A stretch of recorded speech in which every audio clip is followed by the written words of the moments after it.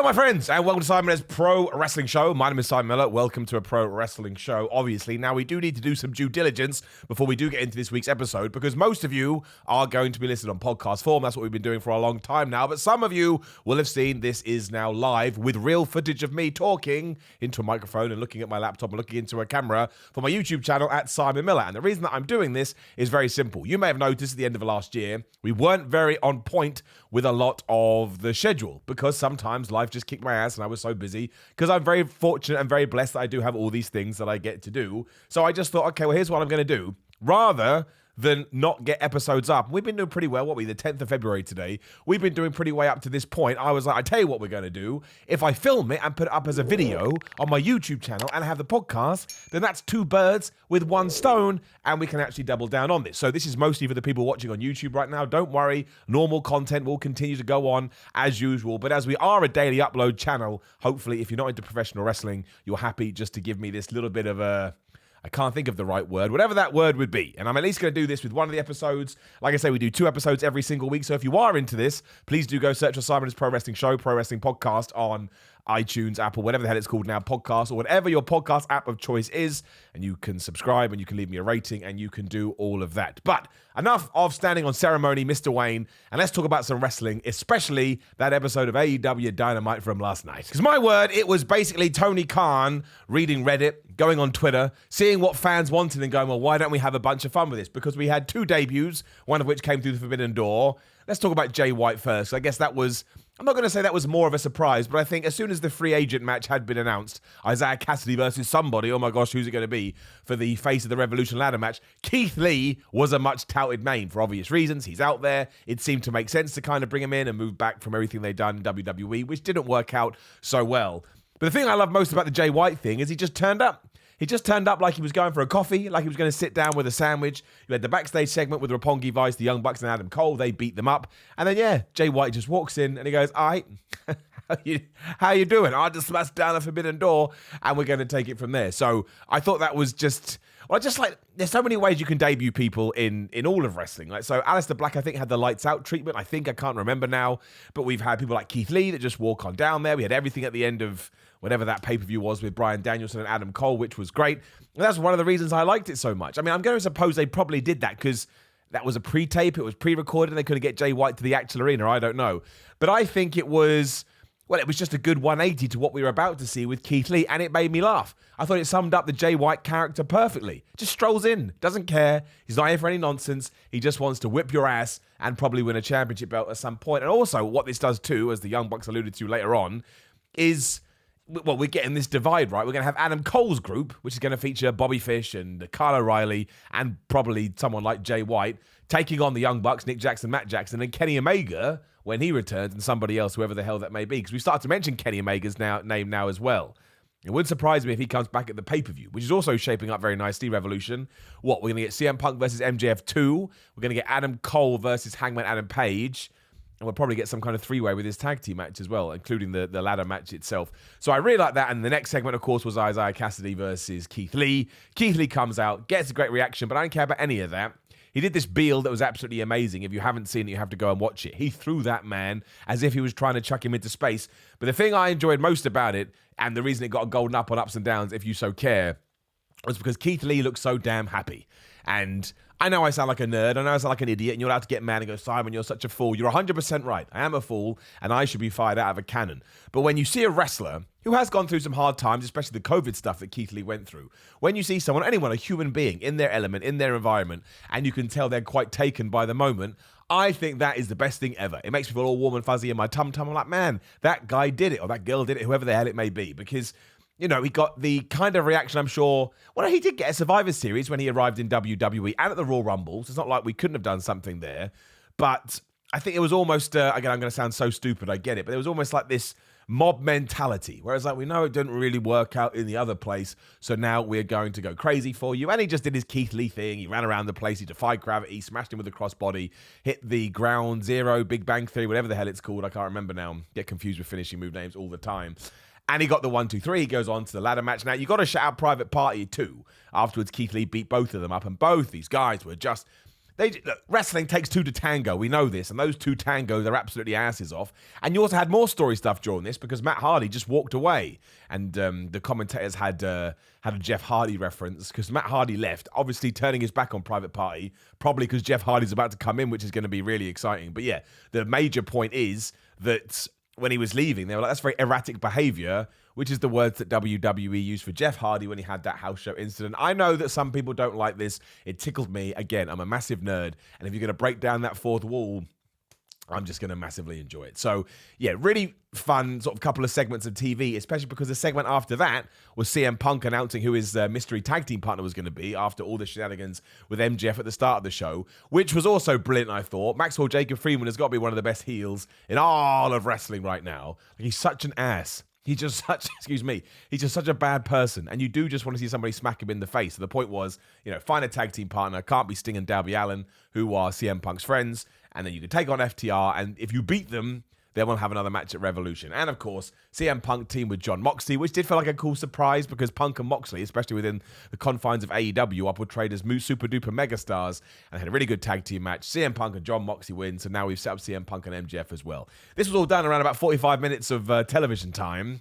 And I just thought it was awesome. And I know there's people out there that want to fly the WWE flag and they want to fly the AEW flag. Look, if you watch any of my stuff or listen to this show, you know that I'm not into that. I think it's a waste of life.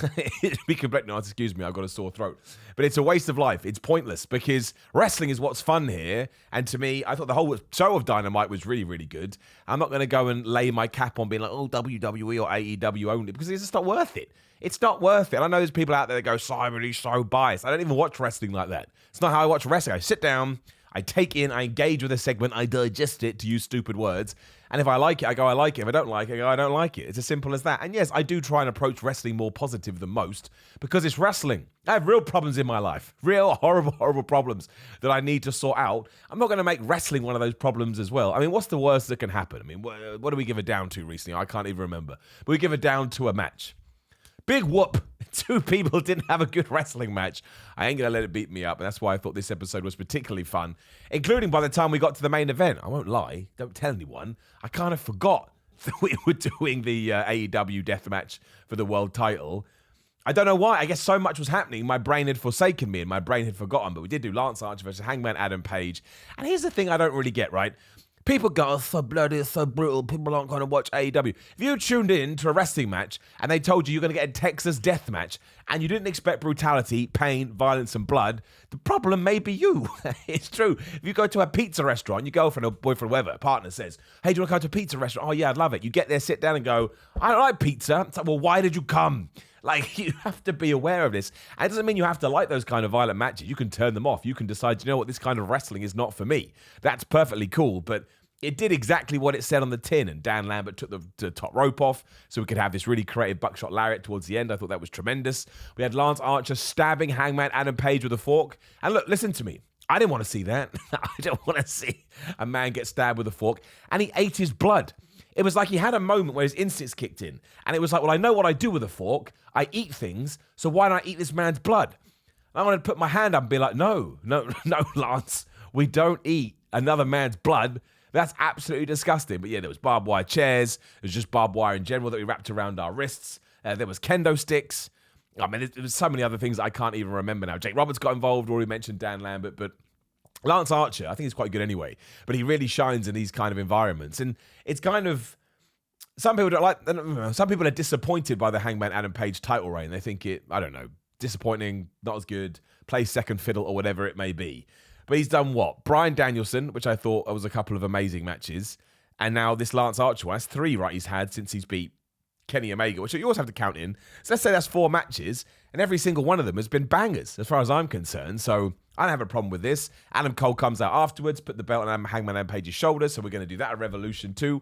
And I think that match will be tremendous. And a small part of me, if it wasn't for MJF, who I do totally believe is going to be moved into the world title program, or saying that CM Punk could beat him. See, this is why it's really cool, right? This is why I enjoy so many people fighting for the AEW world title. I can see a world where Adam Cole actually beats Hangman Adam Page. I can. I think you could do it. I think you could get away with it because Adam Cole is so beloved by the audience. I don't think there'll be much of a backlash. And if you do that and then CM Punk beats Maxwell Jacob Friedman, although they may have to have a rubber match, of course, he could then go into the world title picture and challenge Adam Cole, good guy versus bad guy. But I think you should turn Punk at some point too. I think that'd be more fun. But if you do keep it on Hangman Adam Page, you also have MJF there who could then beat Punk, and then you still got your babyface heel dynamic. So it's always cool to have multiple people vying for that top spot, because also it just makes it feel more legitimate too. Of course you want the World Championship. Why the hell wouldn't you? That's why, as Stone Cold Steve Austin used to say, that's why you're in the game to begin with. So yeah, and also the Serena Deeb stuff I think is great. She's on fire right now. I like the tease for Britt Baker versus Thunder Rosa that we're going to do. It was nice to see AQA, who I admit didn't know much about her. She's a Booker T wrestling student, but I think she did more than fine. I think Jade Cargill gets better each and every week. And I'm probably forgetting something. Oh, the Inner Circle stuff. Some sports entertainment, which I also liked. It looks like we're going to turn Jericho bad guy. It feels like it's time. And he's always ahead of the game, right? Chris Jericho always knows when he needs to switch things up. And it looks like we're going to start sending Santana and Ortiz on a mega babyface run. Hopefully they'll win the tag team titles, get to the pay-per-view, do Chris Jericho versus Eddie Kingston. This is all good stuff, and it ticks all my boxes. And before people going, yeah, I like Raw too, and I like SmackDown. Sometimes when I think about it, I think Raw may be my favorite show because it's crazy. You never know what WWE is going to do, and there is something in that. Before I do forget to, as it's popped up on my screen, or I put up on my screen, shout out to any brand new patrons who, again, make this possible. Obviously, Patreon supports all my personal stuff, as you do know, but particularly in my podcast, because I make zero money from it. So Jed Brown, thank you very much, and Nerd Dad, thank you very much. And there's nothing wrong with being a nerd, and there's nothing wrong with being a dad, so it's a pleasure to have you on board. Something else I did want to talk about in this show was the Elimination Chamber 2022, because, as you may have seen on Ups and Downs, I'm away next week. I am taking my first time off in 2 years, if you can believe it. Somebody pointed that out to me on Twitter at Simon Miller 316. But it does mean I'd already booked this time off a while ago, and then WWE just went, oh, we're going to do a Saudi Arabia pay-per-view on the Saturday. It does mean that I'm missing it. So, as I don't think we're going to be able to get a podcast done, I thought we'd go through the card. We may add a couple of matches next week. We probably will, as there's only 6 at the moment. But given that 2 of them are Elimination Chamber matches, I hope we don't add too many, because that would be crazy. So, I've got the card up in front of me now. We got Drew McIntyre versus Madcap Moss with Happy Corbin. I think Madcap Moss and Happy Corbin are a really good team. And I think Happy Corbin, or Baron Corbin, I should say, is somebody you can give anything to, and he just makes it work. Like, you think about all the different roles he's played, and he is a hand that you want to have on your staff and your roster, no doubt. I think Madcap Moss actually has a huge upside too, well, they both do. But right now, Madcap Moss is kind of playing the sidekick, and I think you've got something in him. But there ain't no way Drew McIntyre is losing. It wouldn't surprise me if Roman Reigns wins at WrestleMania, beats Brock Lesnar, and then Drew McIntyre is his first challenge. So WWE is probably going to want to keep him strong. So I imagine he beats Madcap Moss here. We do go on to Mania. He probably beats Baron Corbin, and then he gets his big Universal Championship feud. I'm not 100% sure he'll actually beat Roman Reigns. I mean, you could do it with Drew. Certainly deserves another run with a title, but we'll have to wait and see. Also got the Usos versus the Viking Raiders for the SmackDown Tag Team titles. Again, this seems pretty cut and dry. I don't think you put it on the Viking Raiders right now. It just doesn't make sense, especially because the Usos time with the Bloodline. What we desperately need to do in WWE, though, is we need more teams, because you can't do anything with the Nude anymore because we've drawn a line under that, although I bet WWE do. And outside of that, you run out of teams. I mean, you got Los Lotharios, but we never do anything with them. And you got Shinsuke Nakamura and Rick Boogs, but really we should be focusing more on the IC Championship with them. So we need to make more teams. I kind of find it crazy. And it's the same for the women's tag team division. Like Carmella and Zelina Vega are the tag team champions. And neither of them, I do not believe, are in that Elimination Chamber, although there is a TBA. So I suppose that maybe they will have a tag team match, but flub me sideways. I sometimes forget they're the champions, which makes me a bad person. You get mad at me, absolutely can. But yeah, we absolutely need to do more. We need to do more with that. It's nuts. It is so crazy. And we'll do the Elimination Chambers last. So actually, yeah, there's not that much on here. So we've got Becky Lynch versus Lita. Again, do I think we're going to make Lita the Raw Women's Champion? No. I think Becky Lynch has to hold on to that championship. Although I did like what we did on Raw, as already discussed. So I actually think that match will be pretty decent, which actually ties into the Women's Elimination Chamber too, because it is Liv Morgan versus Rhea Ripley versus Bianca Belair versus Doudrop versus Nikki Ash versus the TBA gets me. It could be a Bayley or something like that, so we may have a swerve. But as far as I'm concerned, Bianca Belair should win that, and then she should face Becky Lynch at WrestleMania, and then she should get her championship back, right? That seems to make perfect sense to me. It also stacks up the card because you've got Ronda versus Charlotte, you've got Roman versus Brock, and you have that too, which makes all the sense in the world. And I guess it kind of depends on what you do with everybody else. I don't know where Liv Morgan, Rhea Ripley, Doudrop, and Nikki Ash fit in. Like, out of everyone we've got there, people that I can see winning are Rhea Ripley, I think you could do it. Rhea Ripley versus Becky Lynch, if you actually hone down on what Rhea Ripley is good at, would be a tremendous match. I don't really understand why we're not treating Rhea Ripley better than she already is. I don't think we're going to do it with Nikki Ash simply because of the gimmick. Doudrop's already had her opportunity, so we won't do that again, especially at WrestleMania, because WWE doesn't like doing that. And it's the same for Liv Morgan. So it really is down to Rhea Ripley, Bianca Belair. And who is this TBA? Sasha Banks at the moment doesn't seem to be figured into any SmackDown WrestleMania plans, unless Bayley comes back, of course, which I'd be up for. Those two deserve it. So it could be her. She could easily jump across. WWE does it all the time. They just did it with Big E. It could be a returning Bayley. And outside of that, I can't even think who it could be. There's probably somebody that I'm forgetting. It's probably going to be Natalya or something like that. But I mean, it could just be because they don't have enough women, so they haven't figured out who's going to go into that yet. But whoever it is, I can't see a better idea than Bianca Belair winning, so we should do that. Which leads us to the WWE title Elimination Chamber, which, fair play, not only is it filled with awesome talent, I couldn't call it. I mean, some people I don't think are going to win, but you got Bobby Lashley, who's the champ, Brock Lesnar, Seth Rollins, Austin Theory, Riddle, and AJ Styles. Now, I am pumping for AJ Styles versus Edge at WrestleMania. So I'm going to take AJ Styles out, and I'm going to put him to one side. Riddle, I think there's an outside chance. I mean, you don't need to do it because you can do the Alpha Academy versus RK Bro thing, maybe at WrestleMania if you can hold off that long. You can even do something here where Randy Orton gets involved, or you start teasing the breakup between those two. Actually, I think you go past WrestleMania with it now. I think there's enough love there. But because they have other plans for him, I can't see Riddle winning, even though there was that rumor that he was meant to win the Royal Rumble. Who knows if it's true? As I always say, when we talk about speculation, it is just that, speculation. Seth Rollins could absolutely win. And one of the reasons I would like Seth Rollins to win is because then you could do Seth Rollins versus Kevin Owens for the WWE title at WrestleMania. And not only does that differentiate it from the WrestleMania 36 match, which wasn't really a match because it was in the pandemic era, and that WrestleMania was horrible to watch through no fault of their own. Well, I just like those two guys, and I would love it. I would love to see them battling over a championship, especially because I don't know. A small part of me think maybe Kevin Owens would win, but I don't think he would do, because I think he would use that to finally cement Seth Rollins as a babyface again, which I think he's far better at, although he is a great heel too. And it wouldn't main event because I think Ronda versus Charlotte will main event Saturday and Roman versus Brock will main event Sunday. But at least it would be the WWE title match with two guys that absolutely deserve it. And then you got Bobby Lashley and Brock Lesnar. I cannot see Brock Lesnar losing for a second time unless Roman Reigns screws him again. Or he just leaves because he's fighting so he doesn't actually get pinned, which would be crap, but WWE would do it.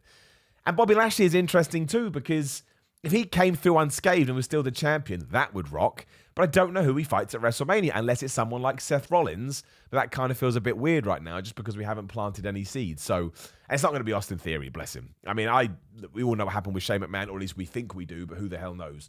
But I absolutely would have done Austin Theory versus Shane McMahon. I would have had Austin Theory win. Maybe that was the problem. There was no way it was going to happen. But on paper, while I have my misgivings with the Saudi Arabia shows, as we all do, on paper, that is a fire match. And it kind of feels like the one we did last year in October, November, December, whenever it was. Not December, October or November. It kind of feels like they're putting more effort into it. Because don't forget, on that one, we had the Seth Rollins versus Edge match in the Hell in a Cell, which was flubbing brilliant, which is another reason why I want to see AJ Styles versus Edge at Mania. One of those matches that the clock is ticking on. They're still amazing wrestlers, but, you know, they're not spring chickens. So fingers crossed we get to that too. But it is going to have quite big ramifications towards WrestleMania, which is kind of crazy given they used to be glorified house shows. And yes, that is basically my WrestleMania card. I mean, I haven't talked about Roman Reigns versus Goldberg. I just zoomed past that because, right, there is a theory out there that Goldberg wins and then he takes on Bobby Lashley. Oh, no, not Bobby Lashley, sorry. What was the thing I read? That Goldberg wins because Brock Lesnar screws him over. And that's right. And then Brock Lesnar wins the WWE title. So we switch the belt because Goldberg is, I can't remember. Basically, somebody pitched Goldberg winning the belt and then losing it to somebody at WrestleMania. I don't think you should do that, right? I don't mind Goldberg coming back, especially for Saudi Arabia shows. I don't mind if he comes back for WrestleMania. I just don't think he should be a person we should put in the championship anymore because it annoys a lot of people. And that's it. And you want to be serving your fan base. You want to be doing things that fans enjoy. So that's why I wouldn't do it. I don't think it's going to help anybody. So I actually think it'll be quite a decent match. I think it's going to last very long. Paul Heyman will be heavily involved, which is always fun because he knows how to book these things. And as long as there's a couple of near falls that make me bite and then Roman Reigns wins, it's good for Roman Reigns' title win. No matter what you think about the build or not the build or what we've done with Roman so far, it's another person that he can say that he's beat. And there's a ton of them now. I'm not going to go through them because I'll forget them. But it adds to his aura. And when finally somebody does come in and beat him, we should be able to take that power and put it onto them. And so we built a new star, though, of course, the worry is Dwayne "The Rock" Johnson will come in at WrestleMania 39 and he will beat Roman and then retire. And if that does happen, then I truly do think we're going to have a Backlash on our hands. Or maybe they go to Backlash and Roman wins it back. I would not do that. I totally understand why you want to do Roman versus The Rock at WrestleMania. That's a huge match, and it would do crazy numbers because The Rock is a super duper star, especially if you've got Becky Lynch versus Ronda Rousey too, which is WWE's plans at the moment. But you need to pick someone who is new, young, and upcoming, or like a Brock Lesnar type. I still don't mind that he beat The Undertaker. Look what it did to him to take that spot. Bron Breakker works for me.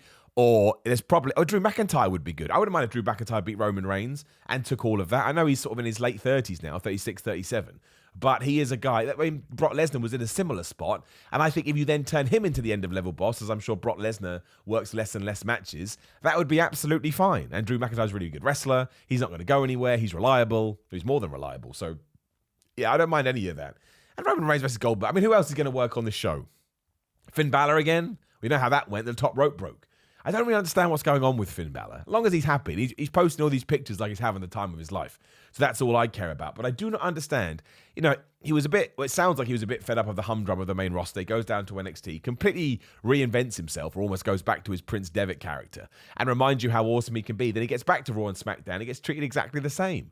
And at this point, why don't we just turn him into a bad guy for a while? We know he can do it because he's done it before. And I guess because Vince McMahon just sees him as a quintessential babyface. But when was the last time we saw him? Like, he lost to Austin Theory, and I think that was it. I don't believe he's on this show. At the moment, I don't know how he's figured into WrestleMania. I mean, there's probably somebody on there. I mean, they probably will do Austin Theory versus Finn Balor, and Finn Balor gets his win back. But Finn Balor on my television is no bad thing. I'm not saying he should be the guy to beat Roman Reigns, although I'd be perfectly fine with that as well. But I think WWE has something with Finn that they've never exploited. If exploited is the right word. Probably because when he did become the first Universal Champion, he separated his shoulder. There are all these stories about Vince McMahon being very wary of wrestlers that he deems injury prone because he doesn't think he can rely on them. I think that's a very unfair summarization of Finn Balor. But ever since then, which was 2016, which was 6 years ago, I don't really think we've ever got the Finn Balor that we should have received. So why not just turn him heel and have some fun with it? I mean, look what we're doing with Chad Gable right now. We gave him the stupid character of Shorty G. Never forget that. He was Shorty flipping G. And now he's like Kurt Angle Part 2 reincarnated. Like, he is excellent. I don't want to talk about it because we talked about it in the last show. Please do check it out. Also, patreon.com/Simon316. I forgot to say that when I was pimping out my patrons. But he has found his role, and my worry is that RK Bro would just beat Alpha Academy for the championships, and then that'll be it. We'll be done. And I do not want that to happen. I think it'd be a terrible, terrible idea. No idea why we've gone off on this this tangent, but I just think there are guys and girls within WWE right now that we could do a bunch more with, and it's going to help, overall. Finn Balor would be one of these people. Chad Gable would be one of these people. I think you could probably say Rhea Ripley's in that category. Maybe Bianca Belair to a certain point, but I do think they will do something with her. Liv Morgan and Madcap Moss, I think they're grooming, which is good. Excellent, let's do that. And then all of the tag teams. I mean, at the top of my head, I'm not very good at this because my brain doesn't work this way. I watch too much wrestling. But top of my head, you got the Usos, you got the New Day, you got the Viking Raiders, you got Los Lotharios. And there will be other tag teams. Don't get me wrong, this is my fault. I'm the idiot here. I'm the moron. But I can't think of any. Like, none of them come to mind. RK Bro, obviously. But again, they're not long for this world. Even if it's another year, they are not going to be a tag team like the Usos, which have now been going 10 years or whatever the hell it is, 8 years. Same with the New Day. So we need to, double down on some people and make them tag teams and push them to the moon. At least that's what I would like. Suppose you've technically got Cesaro and Ricochet and Jinder and Shanky. But look, Cesaro and Ricochet would tie into all the other people we've mentioned. I think Jinder Mahal is more than fine. I think Shanky is more than fine. But I don't think they're going to be lighting up in the tag team scene. Prove me wrong, please. I'm always happy to be proven wrong. And of course, this brings us into my biggest worry for next week, given that I am taking it off. If Veer debuts on Raw when I'm away, I'm going to lose my shib. I'm going to be so mad. I've been waiting for that guy for November, December, January, basically 3.5 months by this stage. And if I don't get to go nuts when he arrives, you can't do it the week after. You would have moved on. That's the problem with wrestling. You get so much of it, you get to the next week and everybody forgets. Like, what's next? What's next? It's like drugs. But I just know it's going to happen. I already know it's going to happen. Veer's going to arrive and I'm not going to be around. I'm going to find out about it. I'm still going to watch wrestling when I'm away because I'm an absolute crazy person. But that will it'll make me very, very sad. Should it do? No, but it will. So we are going to move on to questions now. I always ask you for these at Simon316, which is a cheap plug for my Twitter. Same with my Instagram at Simon316. This is going to be a little shorter show than usual because my throat is giving out. You can probably hear that. So I'd rather get it done than it just ends like Halo 2. I know I use that joke a lot, but it's true. If you played Halo 2 back in the day, there was no ending. It may as well have gone, you have to buy Halo 3. So we'll go through it. I got them on my phone in case you're wondering what I'm looking at if you are watching on my YouTube channel. Cheap plug, Simon Miller. Chris says, Simon, just want to say thank you. I'm always looking forward to your next edition of Ups and Downs and, of course, your podcast. You truly never fail to entertain me, and I appreciate you. I wish you all the best in all you do. Chris, that's very, very nice. And I find it difficult to read those kind of messages because it almost blows my brain. But thank you. But thank you to the people that brought ups and down signs to the AEW show as well. There was 2 right next to each other. You don't know what this does to me. It makes me feel very, very, very happy and very, very pleased and content. And, of course, make sure you subscribe to What Culture Wrestling. Anyway, Chris says, what wrestling podcast do you listen to? Who do I listen to? I listen to Chris Van Vliet. I listen to, what do I listen to? Grilling JR I like Talkish Jericho. Mostly when Talkish Jericho has got a guest. I think Jericho is quite a good interviewer. Steve Austin, when he does it's not really a podcast anymore, but I like the Steve Austin show. Wrestling podcast. I dip in out of all the Conrad ones. It depends what the subject is. If I'm interested, I'll go and listen to it. I know that guy's smashing it, don't get me wrong. It's absolutely amazing. And the Wrestling Observer I listen to as well. I enjoy Dave Meltzer and Brian Alvarez, and I just make sure it's just people's opinions, right? People go crazy about those guys. But good for them for having such an awesome platform they've built for themselves. There's probably others that I'm forgetting now. I guess I listen to Crime in Sports too. It's not a wrestling podcast, but that's one that I frequent a lot. And there'll be other ones. And the Laps Fan. See, look, I'm just remembering them as I go through. The Laps Fan I listen to. We'll leave it there. And if I've forgotten about yours, I'm sorry. I probably do listen to it. All Elite Leo says, hey, Simon, with Jay White now coming in as requested by Adam Cole to mess with Kenny, do you think Kenny is coming back soon? They're mentioning him more and more with this Elite story. So does Kenny return at Revolution, but not to screw Handman, but V-trigger Cole? Yeah, I think he's going to come back at the pay-per-view. Whether he does something that big, I don't know. I think it may be an appearance or something a little bit less interference-wise. But yes, I think Kenny Omega is probably going to be back on AEW television within the next 8 weeks, would be my guess. And I would imagine that plans have been decided. Peter says, do you think Jay White now turning up at AEW could lead to an NJPW versus AEW pay-per-view? No, I don't think you want to do that. I think if you do that, you, pardon my French, shoot your load too quickly. I shouldn't have said it. Mum, Dad, if you're watching this, I'm very, very sorry. But I do think that. I think it makes much more sense to bring a guy in, do a feud, he leaves. Bring a guy in, do a feud, he leaves. Much like the territory days. If you do it like an invasion angle, you could burn it all out. I don't think we need it. So, no, I wouldn't do that. I really, really wouldn't. I don't think it'd be cool for the day, but I think you kind of screw up. Amazingly, this ties into what we just talked about, because Drucifer says, have a great vacation, Simon. Thanks, man. Why do you think WWE gave up on Finn Balor? And why does it seem like they're giving up on Liv Morgan? She has everything you could ask for, and yet ... I don't know. We've just talked about this. I don't think they're giving up on Liv Morgan per se. I mean, she's in the Women's Elimination Chamber match, which is quite a cool spot to be in. I mean, the biggest problem with WWE, not the biggest problem, but a pattern they have fallen into, is that they have their stars and they rarely make new ones. And they're allowed to do that. They're making more money than sense right now. But that's I would like more people to be stars. It's like Austin Theory. Austin Theory is by no means somebody that I have warmed or gravitated towards. Not because he's not good, because he's really, really good. Of course it is. He's made it to WWE. But that's just what happens with wrestling, right? Some people you like more than others.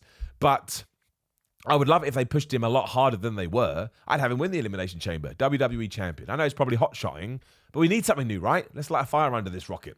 Lee J says, what do you think about the rumor of Santina Morella's daughter being picked up by WWE? I think it's great. I hate it when this happens. People go, nepotism. You wouldn't take advantage of that. Of course you would. And hopefully she's as funny as him. Martin says, reflecting on the latest AEW show, which featured the debut of Keith Lee, it was really fun with plenty of goofy nonsense, but all the matches were unreal. Joyous and believable, what wrestling should be. Was this the greatest episode of Dynamite ever? I mean, it's in the conversation probably. I'd have to sit down there and talk about it, but I'm also really annoying when it comes to that stuff. I try not to compare things too much because I think it's a cool conversation to have, and I think we absolutely should be doing it on social media. But there's a tendency for hyperbole as well. It was the best one ever. But even if it was the best one ever, that doesn't mean I'd rather have 2 best one evers, which doesn't make any sense. You know what I mean? I'd rather enjoy everything for what it was rather than try and diminish one because we go overboard with another. Dunbar Pot says, thoughts on the body shaming of Keith Lee this morning? People seem to think because he's a guy, it's not a problem. Well, I hadn't seen that. I mean, it doesn't surprise me because of Twitter and social media. I mean, if that is true, I think it's nuts. I don't think you should be saying anything about anybody's body, ever, man, woman, it doesn't matter, whoever they are, individual, human being, goat, alien, for goodness sake. And 9 times out of 10, the people that are saying this, it doesn't even matter. 9 times out of 10, the people saying this aren't in good shape anyway, which doesn't matter. It's fine. You're allowed to be in whatever shape you are in. But how on earth can you shame somebody else when you're not in the peak of conditioning? But even if you are smashing it in the gym, that makes you even bigger dick. We think you're better just because you're massive and ripped and somebody else isn't. I don't think people understand how hard wrestling it is and how much cardio you need. So If that is the case, again, I haven't seen it specifically, but I'm sure that it is true. I just hate it. I hate everything like that. And Keith Lee will see it, and people kind of, I think with all wrestlers or all people in the public eye, we seem to think they're not real people. If he does see that, of course he'll be hurt. He may be able to brush it off, but there'll still be a few seconds he's like, oh man. And that's why I think sometimes we are too aggressive with our criticism. I'm not saying that you can't be constructive and you can't say, I don't like that and I thought it was crap. Absolutely, go nuts, go to town. That is your right. But when you get into this personal kind of line just because, oh, I don't even know. I don't like it though. Don't body shame people. It's just not worth it. It's not worth it. It's just not cool, man. No, you shouldn't do it. Junosh, which I haven't pronounced right at all, says, do you think WWE can fix the NXT UK brand, or will it just disappear in 2 years? I watch it and it's never bad, but sadly not a single soul cares about it. Have a great day. Well, I don't know what the numbers are, and it's probably one of the most consistent promotions out there in terms of storylines and angles and match quality. I'm not sure it needs fixing, to be honest. But again, I don't know what the interaction with it is. I bet the people working there are very proud of it, and on the WWE Network, which is pretty cool. I'd have to know more statistics, but to me, it's pretty good. But it is good. Jay says, now we all know that MJF should be the one to take the title from Hangman Adam Page. The question is, who do you think should be the first big feud outside of CM Punk for MJF? I'm now quite partial to seeing Keith Lee and MJF work. Well, it depends what we do with Adam Cole. Let's say MJF does become the champion. I think you go back to the CM Punk thing eventually. I think CM Punk should be the guy to beat MJF, which probably means at Revolution, MJF should beat Punk again, which would be amazing. Outside of that, yes, you could do Keith Lee. You could do a returning Kenny Omega, because what a win that would be for MJF if he beats him. You could do a Cody Rhodes. You absolutely should do that. You can tie back into the feud that we never ended. They had their match. MJF screwed him over. So there's loads of people you can do, which again, while sometimes AEW maybe leaves stories a little bit too long, I really do enjoy the fact that they're all sort of bubbling under the surface and you can pull the trigger whenever you want. The Kingsman says, with WWE seemingly heading towards Drew versus Corbin at Mania, which isn't a Mania-worthy match. Wow, it is 2 nights. You're going to have something like that. Who should Drew face? I say Ridge Holland, and the story being Drew beating Sheamus multiple times last year, so on and so forth. Well, if I could choose, I would have Sheamus versus Drew McIntyre. I think they deserve to do their thing on the biggest stage. I don't mind Corbin versus Drew. I think it's a long-term storyline. I like both guys. A little bit unfair, in my opinion, but I appreciate that you have one. King says, it looks like the WrestleMania card is in flux given all the Shane McMahon stuff. What legend or celebrity should compete at WrestleMania? I don't think there is one, really. I mean, you could put Johnny Knoxville in something. I would like that. I think he was quite good. If Goldberg's there in a undercard match, as they say, I wouldn't mind that. But otherwise, no, I don't think you need to. I think you have enough with Ronda. She's the celebrity, really. She would bring people to it. Same with Brock. Roman's super over. I don't think you need to bring anybody in. Doesn't mean they won't, but I don't think you need to. Irma says, hey Simon, hope it was going well, preparing for your holiday. Thank you very much. Do you think they'll have Mox and Bryan feud, or will they make a faction? Mox, Punk, and Bryan is something I didn't know I needed. Well, something definitely happens on Rampage. I'm not going to spoil it here. In fact, nobody knows because it was a backstage segment they shot. I think they're probably going to feud, and you're probably going to have the match at the pay-per-view because I think that really stacks it up. But if they did do the faction thing, that would be awesome. But I can't see it happening. But it would be great for them to take each other under their wing. Maybe they have the match, and then they do the faction thing afterwards, right? You have loads of options you can do. Chris says, could you see MJF being so good at being a heel that he transfers to a babyface? No, he's someone that I would keep heel forever. He's too good at it. And sometimes I don't think I guess Darth Vader did go good at the end, but he wasn't as good when he was a bad guy, so I would keep him bad. Garden Jungle says, say you personally want to learn a wrestling move, how would you go about it? You have anywhere you can go practice, or do you just give it a go one night in the ring? Well, hopefully you're doing this under proper tutelage. That's the way that all wrestling should be learned. You go to a wrestling training school, and they'll teach you. And then when you have the basics down, you say, hey, I would like to learn this move, and they'll go, okay. There's non-negotiable, that one. Otherwise, you're going to hurt yourself. Don't hurt yourself. Roger says, why does AEW keep beating FTR into powder? They're the real best tag team in AEW. Well, that's why, because they're good. And they know they can put them in another match and they'll get super back over. And there was no way they should beat Mox or Punk last night. That would have been crazy. That's not the feud we're going for right now, so we need to move on. But FTR are great. They just wanted to give back to wrestling and have great tag team matches, and they're ticking that box everywhere. Felix says, what do you think is the long-term plan for Damian Priest? He's taken a couple of losses, but I don't think it hurts him because having such a kick-ass match with AJ Styles only elevates him. Well, I think we're going to turn him heel. He'll probably lose his US Championship before WrestleMania. I don't know how he fits in on that card, though. That will be interesting. I don't know. It's a good question. I don't actually know at all. Tiona B says, what would be the most plausible but underwhelming Mania card? Oh, it's too far out. So many things could change. At the moment, again, like I say, I think the Mania card on paper looks pretty good. We says, this is a bloated roster made up of factions. Is it time AEW introduced a trios or TBS tag belt?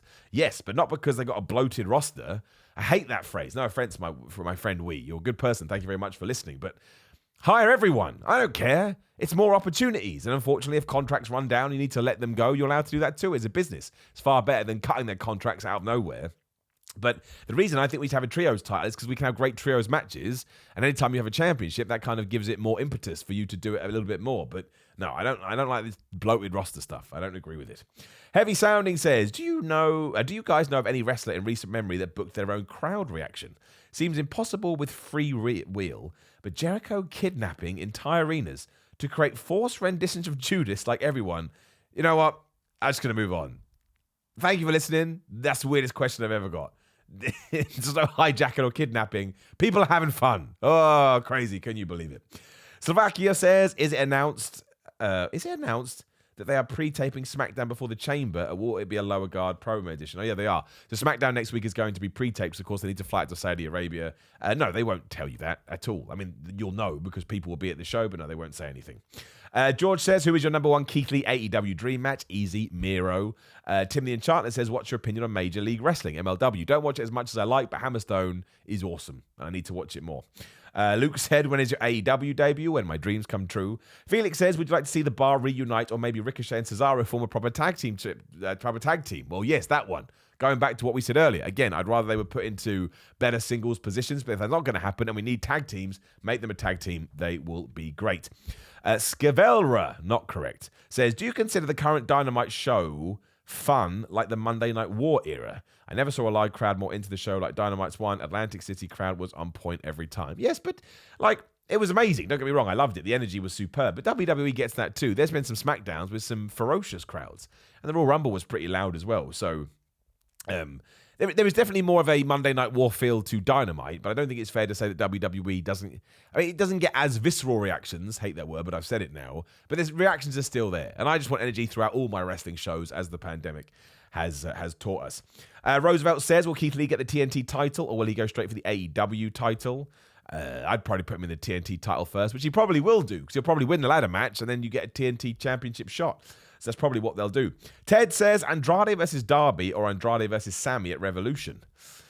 Either, you know. We've seen Andrade... we've seen... Oh, no, wait. I thought you said Darby versus Sammy. You haven't. So either the number one contendership, Andrade versus Darby, or Andrade versus Sammy. Probably Andrade versus Sammy, I think. I think we've got enough time to get there. I think it's something a little bit different.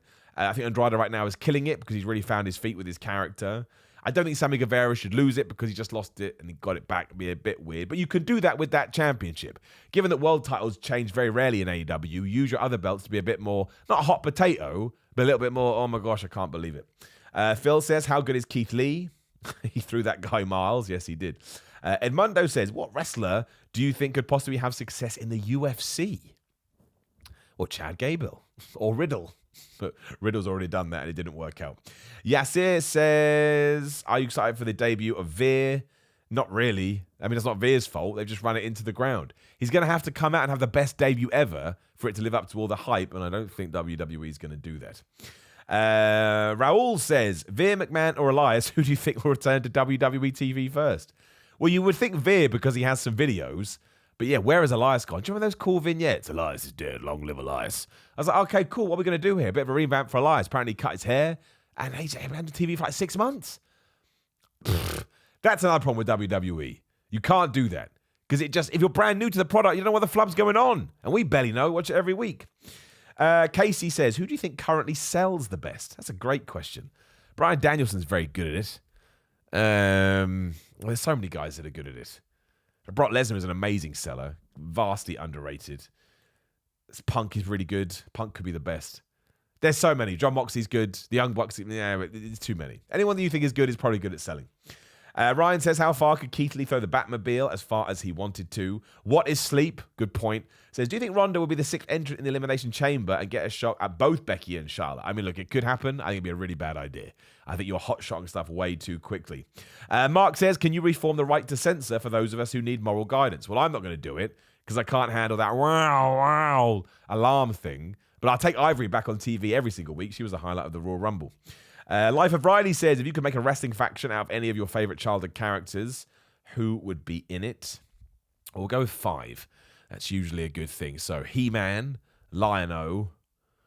This is going to be really hard because I'm going to forget someone. Optimus Prime, Super Ted, and Danger Mouse. There you go. I don't know if some of them made it to the United States, but never mind. You can Google them and have a lovely day. We'll do 2 more before my voice goes. Bionic Elbow Wrestling says, morning, Simon. How high will the interruption counter get before you retire it? Surely you had to know it would get high really quickly. Of course, my friend. That's why I introduced it. People, when I do ups and downs, I like to make it a bit of fun, right? A little bit of a performance. But the whole reason why we did the interruption counter is because I knew that it was going to go crazy. So I thought that's why we'll do it. I want it to be high, but also I like it. I like wrestling tropes. Like sometimes it goes too much, like the distractions and DQs last year in WWE got well out of whack. But I like wrestling tropes because they're dumb, they're silly, and I like dumb and silly. So no, even if it gets to 10,000, we're going to do it for the entire year. I'll pretend that it's bothering me. I was more than prepared for this, but I appreciate the fact that you bought in. And lastly, Malachi Quinn has the weirdest question. Should Keith Lee be the next Vader? No, my friend, Keith Lee should be the first Keith Lee.